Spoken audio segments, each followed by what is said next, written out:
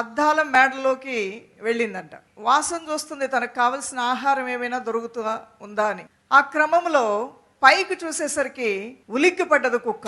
ఎందుకంటే తనలాంటి పోలికలో అనేకమైన కుక్కలు కనబడుతున్నాయి. ఒక 100 కుక్కలో దాని ప్రతిబింబమే దానికి కనబడుతూ ఉన్నది. కానీ కుక్కకి అది అర్థం కాలేదు.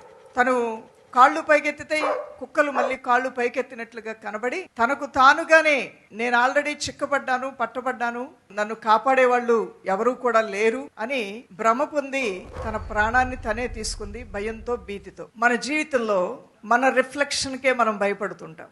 చాలాసార్లు 80% నీ భయానికి కారణం నీ గుణమే, నీ స్వభావమే. నువ్వు లోపల ఏమై ఉన్నావో అదే బయటికి కనబడుతూ ఉంది. నీలో ఉన్న భయం, నీలో ఉన్న అధైర్యమే నిన్ను భయపెడుతూ ఉంటుంది. నీ హృదయం శుద్ధిగా ఉంటే దేవుడు కనబడతాడు.